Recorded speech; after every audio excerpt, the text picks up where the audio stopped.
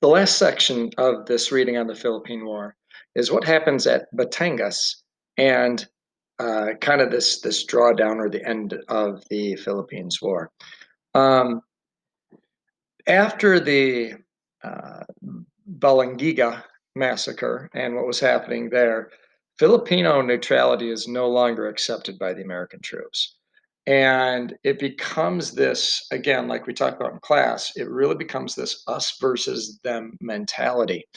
And American soldiers basically then do not look at civilians as just innocent civilians anymore. They say, "Look, you got to either be for us or you're against us."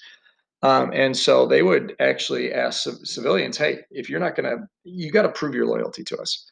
And so they would ask them to commit spying activity or turn in others or um, whatever they could do to prove that they were loyal to American troops instead of loyal to the insurgents. And and and again, American soldiers' attitudes here is just that, you know what, like we can't deal with this anymore. It's too dangerous. And so they really start cracking down on the island. There's only a few areas left where um, there's definitely not under American control, strict control, and it's in some of the southern islands. And one of the areas is at Batangas. And what the American troops had done was set up zones. And in these zones, they basically gave the villagers 20 days to gather up all their stuff, get whatever food they could, and you're coming into like a kind of a protection zone. And if you didn't, you wouldn't have your protection or your safety guaranteed. And so villagers are encouraged to do this, or in some cases, forced to do this. And then after that time period was up, basically the American military leaders would say, okay, now anything else is fair game.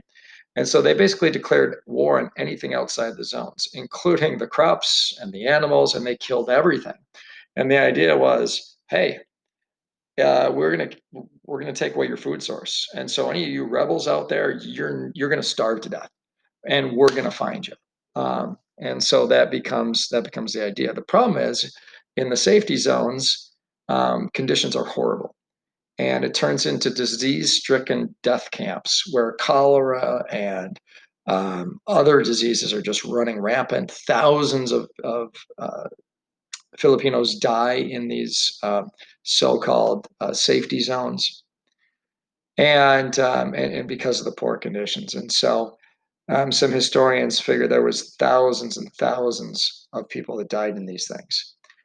Um, but it does eventually end up working as far as it does starve the final groups of rebels to finally surrender. There is a little bit of sporadic fighting in some of the Muslim islands to the south up until 1915 even, but largely American public just kind of eventually is like, we're sick of hearing about the Philippines War, and it kind of dies out as being significant on the American radar. Okay, that wraps up your reading on the Philippines War. Hopefully, your notes are good. Remember, you can use those on your test, but only your notes. So make sure you've got great notes.